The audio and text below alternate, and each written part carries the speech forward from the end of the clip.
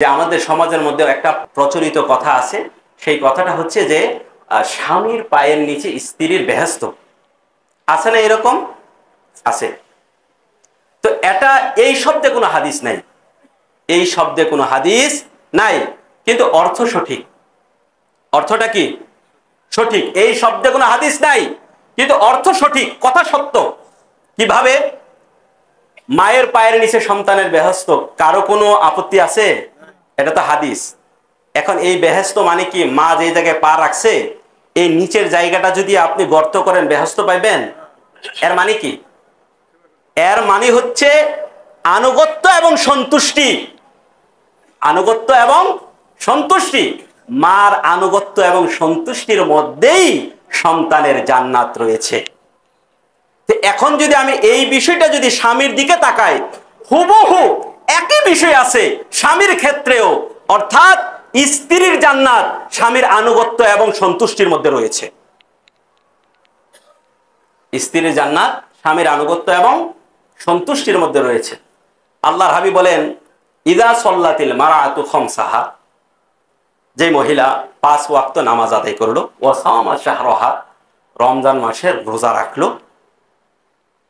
ওয়া হাফিজাত ফারজাহা, তার সতীত্ব তার চরিত্র হেফাজত করলো, ওয়া আতাআত জাওজাহা, এবং তার স্বামীর আনুগত্য প্রকাশ করলো, ওয়া আতাআত জাওজাহা, তার স্বামীর আনুগত্য প্রকাশ করলো।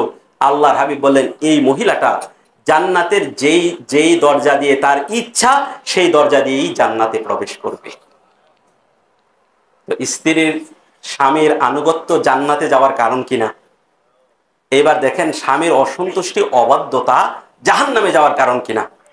আল্লাহর হাবিব বলেন, উরিতুন নারা ফাইদা আকসারু লি আহলিহান নিসা ইয়াকফুরনা। আল্লাহর হাবিব বলেন, আমি জাহান্নাম যখন আল্লাহর হাবিবকে দেখানো হলো, আল্লাহর হাবিব বলেন, আমি দেখলাম জাহান্নামীদের অধিকাংশ মানুষ হচ্ছে মহিলা।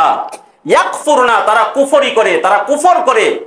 কিলা আয়াকফুরনা বিল্লাহি, সাহাবীদের মধ্যে একজন জিজ্ঞেস করলো, ইয়া রাসূলুল্লাহ, তারা কি আল্লাহ তাআলার সাথে কুফর করে?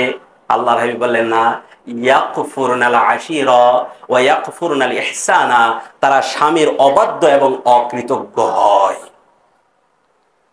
তারা আল্লাহর সাথে কুফর করে না, অবাধ্য হয় কার? তারা স্বামীর অবাধ্য এবং অকৃতজ্ঞ হয়। তাহলে স্বামীর আনুগত্য জান্নাতের যাওয়ার কারণ, আর স্বামীর অবাধ্যতা জাহান্নামে যাওয়ার কারণ। স্বামীর আনুগত্য এবং সন্তুষ্টির মধ্যে স্ত্রীর জান্নাত আছে কিনা?